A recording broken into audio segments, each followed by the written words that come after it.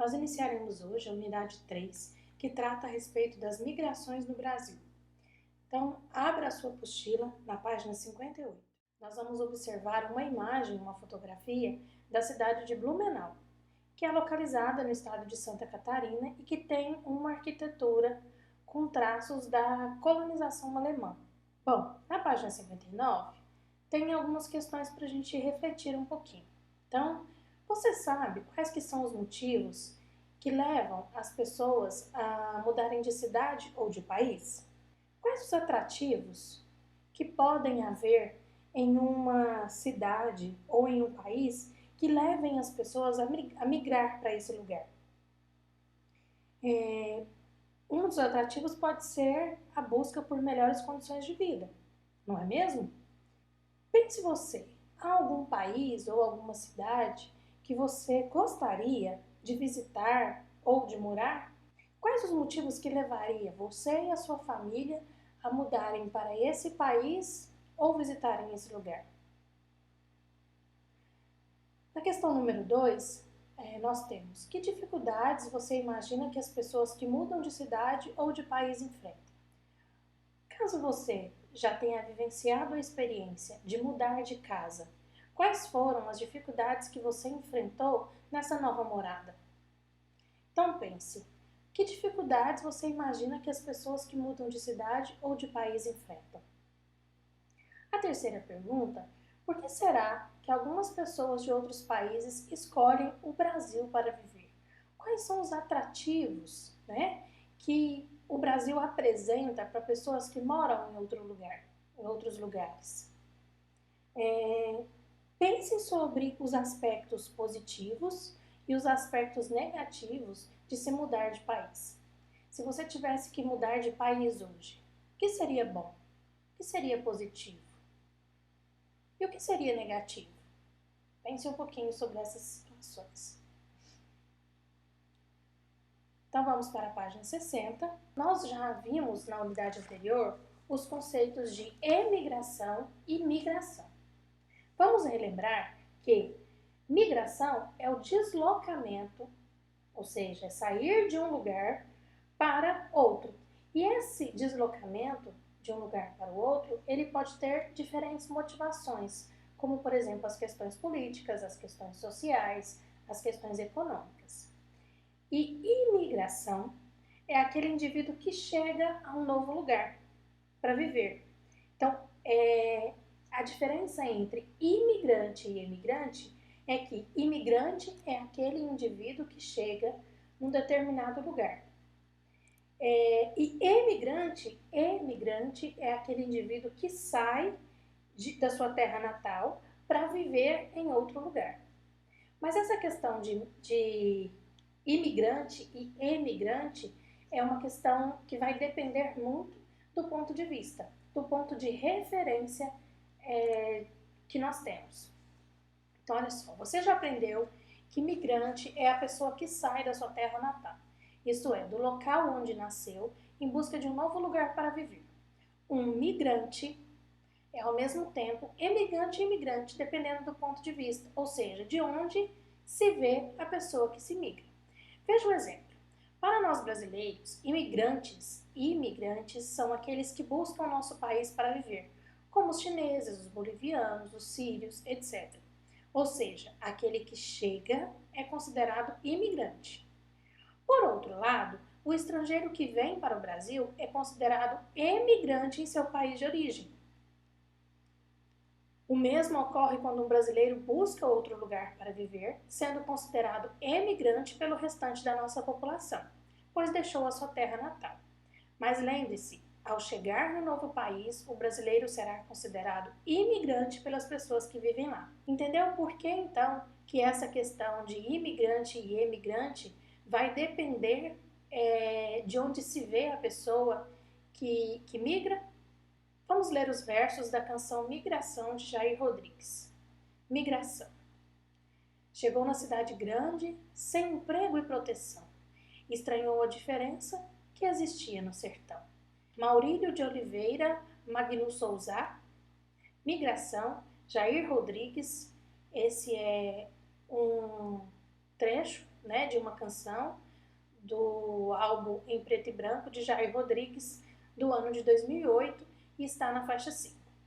Você leu nos versos da música que migrante partiu do sertão para a cidade grande. Para as pessoas do sertão, ou seja, olha só, para as pessoas do sertão, isso é, da sua terra natal, esta pessoa que partiu do sertão para a cidade grande, ele é considerado imigrante ou emigrante? Para as pessoas da cidade grande, ele é considerado imigrante ou imigrante? E os estrangeiros que buscam viver no Brasil, eles são considerados por nós brasileiros como os imigrantes ou imigrantes? E os brasileiros que buscam viver em nosso país são considerados imigrantes ou imigrantes? Lembrando que vai depender do ponto de vista de quem está olhando. Vejam que o migrante, nesse trecho da música, o migrante, ele saiu da sua terra natal, que é o sertão. E sertão, nesse caso aqui, ele se refere à porção do interior, da região Nordeste, e ao norte do estado de Minas Gerais. E ele se dirigiu para alguma cidade grande, que o trecho do texto não especifica, mas a gente sabe que ele saiu de uma região interiorana e foi para uma cidade grande. Esse migrante, ele pode ser considerado emigrante e imigrante ao mesmo tempo. Por que ele pode ser considerado emigrante e imigrante ao mesmo tempo? Porque vai depender da referência, vai depender do ponto de vista. Se a gente está considerando a cidade grande, ele será considerado de uma forma. Se a gente está considerando o sertão, que é de onde ele saiu, ele também será considerado de outra forma. Então, para as pessoas do sertão, o personagem da música, ele será considerado emigrante. E para as pessoas da cidade grande, ele será considerado imigrante. Se você tiver dúvida nesses conceitos, volte na página 60 e retome esses conceitos, tá bom? Mas ao longo da unidade nós comentaremos novamente sobre esses conceitos. Página 62, o movimento migratório. Então, a migração, ela ocorre desde o surgimento do ser humano. E é interessante a gente considerar que as teorias científicas mais aceitas a respeito do surgimento do ser humano, ela ocorreu no continente africano. E diz que a partir dali, muitas pessoas começaram a se dispersar, a se esparramar por todas as regiões do mundo por meio dos fluxos migratórios. Então, a teoria científica mais aceita para o surgimento do ser humano diz que esse surgimento das pessoas ocorreu no continente africano. Então, a migração, ela trata-se do deslocamento da população de um lugar para o outro, por fatores diversos, como eu já disse, né? Por exemplo, muitas pessoas que vivem em lugares em que as condições de vida não são boas, que têm falta de emprego, que têm problemas com moradia, com saúde, com educação, elas optam por migrar, ou seja, elas preferem partir para outro lugar em busca de trabalho, em busca de oportunidades, em busca de melhores estudos.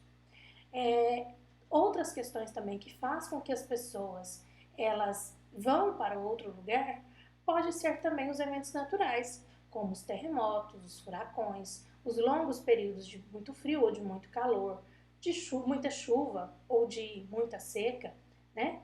Faz com que as pessoas busquem lugares mais seguros para morar. Então, os fluxos migratórios, eles ocorrem quando há uma grande quantidade de pessoas que se desloca de um lugar para o outro.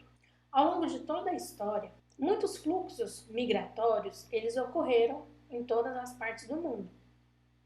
E eles permitiram que os seres humanos, eles pudessem ocupar diversos lugares.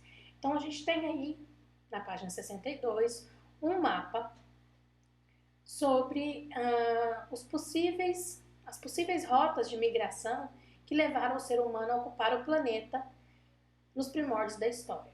Então, nós temos algumas pessoas que saíram de um lugar para o outro, percorrendo o trajeto por terra, que é essa setinha roxa, e temos um possível trajeto em que as pessoas elas percorreram pelo mar. Então, lembra que eu disse que da teoria mais aceita sobre o surgimento do ser humano ser na África, então, ó, que foi se deslocando por terra.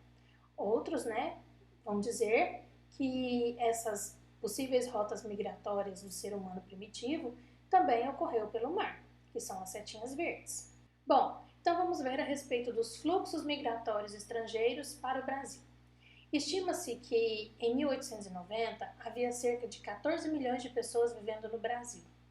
Naquela época, parte da população brasileira ela era composta por brancos, por descendentes dos colonizadores europeus, né? Por negros, que eram os negros trazidos da África, forçados, e vinham para o Brasil para trabalhar como escravos. Nós tínhamos também os indígenas, que eram os povos nativos.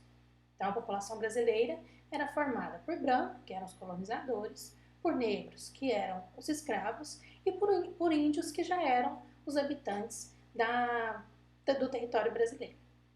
E também havia um grande número de pessoas pardas, que são pessoas fruto da miscigenação, ou seja, da mistura de raças entre os brancos e os negros ou entre os brancos e os indígenas. Então, nas décadas seguintes, as populações branca e parda, elas foram as que mais cresceram, sendo a vinda de imigrantes europeus um dos principais fatores do crescimento da população branca.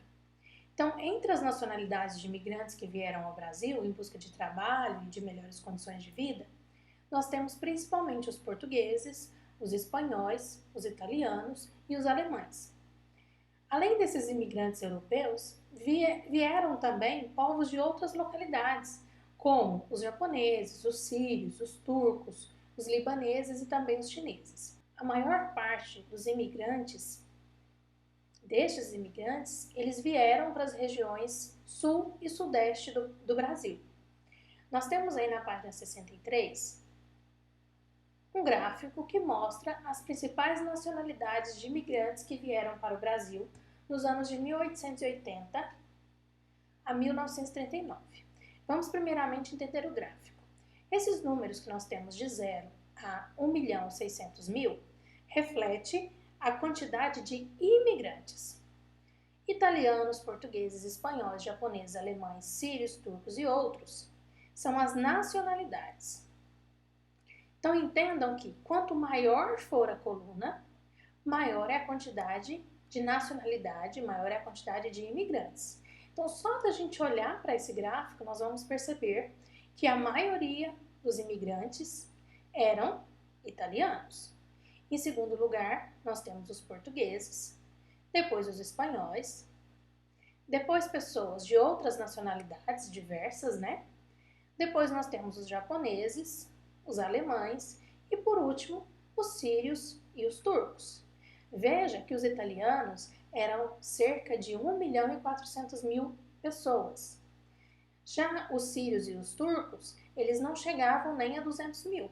Se a gente for fazer aqui uma aproximação, seria cerca de 100.000 pessoas, ou um pouquinho mais que isso, né?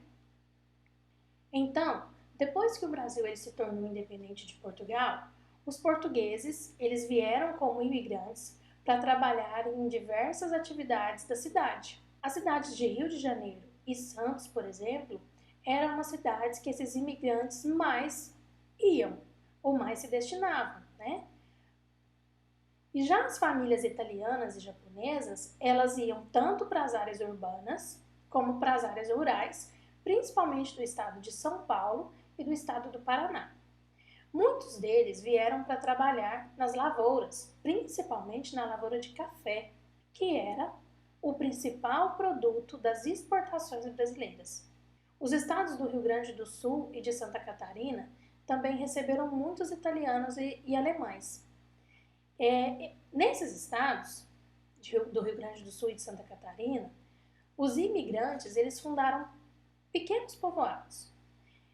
Eles cultivavam o seu próprio alimento, para o seu próprio sustento, ou eles trabalhavam como comerciantes, como professores ou em outras atividades. Vamos relembrar então o que é exportação, quando eu disse que muitas famílias italianas e japonesas vieram para as áreas urbanas do estado e também para as áreas rurais do estado de São Paulo e do Paraná, para exportar café. O que é exportar? É vender mercadoria, bens e serviços de um país para o outro. Então, as famílias italianas e japonesas que moravam nas áreas rurais ou urbanas de São Paulo e do Paraná vieram para o Brasil para vender café para outros países. Nós temos aqui uma imagem, né, dos imigrantes italianos trabalhando na lavoura, no estado de São Paulo, que é na cidade de Limeira, e essa foto aqui remonta ao início do século XX. Então, nós vemos aí imigrantes italianos trabalhando. No número 1, solicitou que você volte no gráfico, então lá da página 63, você volte neste gráfico e responda. De qual nacionalidade é o maior contingente de imigrantes estrangeiros que vieram para o Brasil entre 1890 e 1940? Então, nós já falamos, já expliquei para vocês do gráfico, está muito tranquila essa questão aí para ser respondida. Página 65. A vinda dos imigrantes trouxe novos elementos culturais para a população brasileira. Aqueles que foram trabalhar nas áreas rurais, por exemplo, levaram para as lavouras formas de cultivar alimentos utilizados em seus países de origem. Também, nós falamos sobre que o Brasil é um país formado pela diversidade cultural, a diversidade gastronômica. Por que isso? Né? Justamente por causa dessa questão dos imigrantes, que acabaram trazendo as suas comidas típicas, os seus hábitos, os seus costumes, o jeito de falar, o sotaque, o modo de vestir, né? Tudo isso passou a fazer parte da cultura do Brasil. Nós, por exemplo, na sala de aula, nós temos colegas ou até mesmo os nossos professores que têm costumes, que têm sotaques, que têm jeito de falar, né? Ou até mesmo gostam de algumas comidas que são muito diferentes da nossa região centro-oeste. E por que isso acontece mesmo a gente sendo brasileiro?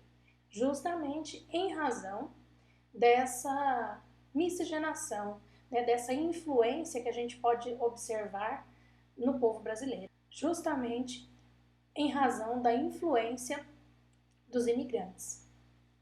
Nós temos aí imagens que mostram a influência desses imigrantes na paisagem de diversos locais do país. Quem já teve a oportunidade, por exemplo, de ir no Paraná, no estado de São Paulo, vai observar que existe muita diferença, inclusive nas construções.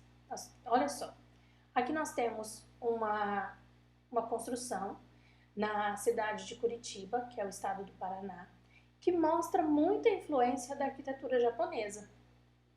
Já aqui, nós temos uma construção na cidade de Campos do Jordão, que é no estado de São Paulo. Nós podemos observar na imagem que está ocorrendo uma festa. Esta é uma festa de rua comum que acontece na Alemanha e ela ocorre em algumas cidades do Brasil. Também na arquitetura, nós podemos perceber, né, que existe sim traços aqui, ó, de uma arquitetura alemã. Aqui nós temos uma comida típica da Síria, que é apreciada por muitos brasileiros, que é a esfirra, que eu tenho certeza que muitos de vocês já devem ter experimentado, que é uma comida típica da Síria. Então é uma herança que nós recebemos, herdamos, né, dos imigrantes. Então, de acordo com o texto, quais unidades da federação receberam mais imigrantes estrangeiros? Você vive em alguma delas? Nesta questão da página 65, o que vocês devem perceber? Vocês devem perceber quais são os estados. Quando nós estamos falando de estado, nós estamos falando de São Paulo, Goiás, Rio de Janeiro, Paraná, Santa Catarina, Rio Grande do Sul. Ao longo do texto, a gente foi falando de alguns estados brasileiros que tiveram mais imigrantes estrangeiros. Só para vocês entenderem, em algum momento do texto, a gente citou Goiás, por exemplo, que é uma unidade da federação. Então, na sua resposta número 2, Goiás não é uma das unidades da federação que mais receberam migrantes e imigrantes estrangeiros. Então, volte ao texto e observe quais são os estados citados, tá bom? Vamos para a página 66. Existe algum elemento na paisagem ou característica cultural que mostre a influência de imigrantes no lugar onde você vive? Considerando todos esses povos que nós falamos, né? Sírios, alemães, italianos, japoneses. Existe algum elemento, alguma característica na nossa região, no nosso estado de Goiás, na nossa região centro-oeste, que mostre a influência de imigrantes no lugar onde a gente vive? Quero lembrá-los, por exemplo, que a gente tem aqui em Rio Verde o Centro de Tradições Gaúchas, que é um local onde as pessoas descendentes de alemães, principalmente, né, revivem elementos dessa cultura. Mas, apesar de nós sermos goianos, mas termos, né, traços de uma cultura alemã, isso se dá devido a essa influência dos imigrantes. Então, é um centro de tradições muito valorizado por algumas famílias rioverdenses. Então, fica aí essa dica, lembre disso. Tem outras coisas também que mostram a influência de imigrantes na nossa cidade e no nosso estado. Vamos falar sobre os fluxos migratórios entre as regiões do Brasil. Agora nós estamos falando de regiões do Brasil. Então, as migrações entre as regiões do Brasil, elas também foram importantes para a nossa história. Nós estamos falando de questões internas, de pessoas irem de uma região para outra. E a falta de emprego, a dificuldade de acesso à terra para plantar, o baixo salário, a pouca oferta de equipamento de saúde, de educação, né, como hospitais, postos, escolas, creches, foram fatores que estimularam muitas famílias brasileiras a migrar para outras regiões do país em busca de melhores condições de vida. Nós temos muitas pessoas da nossa região de Goiás que vão para grandes capitais brasileiras em busca principalmente de melhores condições de emprego e também de estudo.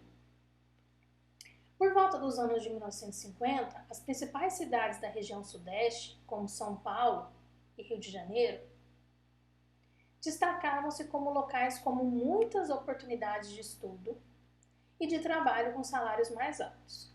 Essas cidades dispunham de uma grande oferta de moradias e de vias de transporte como rodovias e ferrovias, além de muitos equipamentos de saúde, de educação e de lazer, como hospitais, escolas, teatros e cinemas. Esses fatores atraíram fluxos migratórios da população de outras regiões em direção a essas cidades. As pessoas buscavam melhores condições de vida para suas famílias e trabalho, sobretudo nas atividades industriais que cresciam muito naquele momento. Eu estou me lembrando que a nossa região centro-oeste, sobretudo a nossa cidade de Rio Verde, é uma cidade que tem um grande fluxo migratório de pessoas vindas da região norte, né? Nós temos aqui muitas pessoas que vêm de outras regiões em busca de trabalho, por ser esta a capital do agronegócio, por ter uma vasta produção agroindustrial. Por volta de 1950, o principal destino de brasileiros era a região sudeste, sobretudo a cidade de São Paulo e do Rio de Janeiro. E as principais regiões de onde as pessoas saíam, se deslocavam, eram principalmente as regiões Nordeste e Norte. Também porque o clima, né, do interior do Nordeste é um clima muito seco, com muita escassez de chuva.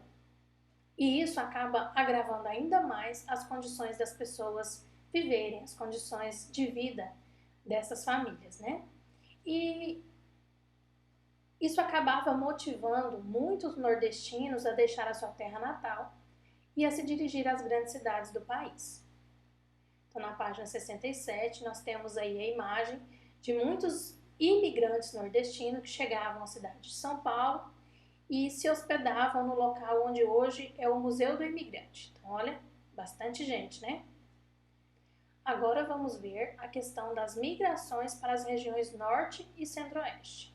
Então, durante a década de 1970, o governo brasileiro ele fez investimentos para povoar e promover o desenvolvimento das regiões Norte e Centro-Oeste, tornando-as destino de muitos imigrantes de diversas regiões do Brasil. O que esse governo fez? Ele decidiu construir diversas infraestruturas, como rede de comunicação, rodovia, ferrovia, aeroportos, com o objetivo de conectar melhor essas regiões com o restante do país. Então foram construídas também usinas hidrelétricas para gerar eletricidade e abastecer as grandes cidades, e também a construção de indústrias. Como eu já disse anteriormente, nós vivemos em uma região em que o setor agropecuário é bastante desenvolvido. Todos esses fatores, eles atraíram muitos imigrantes para essas regiões em busca de emprego, nas obras de infraestrutura ou de adquirir novas terras para trabalhar com atividades agropecuárias. A partir dessa época, os fluxos migratórios em direção ao centro-oeste e ao norte tornaram-se comuns e fizeram parte da história das migrações brasileiras. Nesta imagem, nós vemos a abertura de rodovias nas regiões norte e centro-oeste, que acabou atraindo muitos trabalhadores das outras regiões do Brasil. Como estão os fluxos migratórios atuais? Então, nas últimas décadas, o Nordeste e o Norte do Brasil, eles receberam investimentos com o objetivo de melhorar as condições de infraestrutura. Então, nas áreas urbanas, nas áreas das cidades, houve melhorias no serviço de abastecimento de água, serviço de coleta de esgoto, no aumento de números de equipamento de saúde, de educação, abertura de novas universidades, ampliação do transporte público.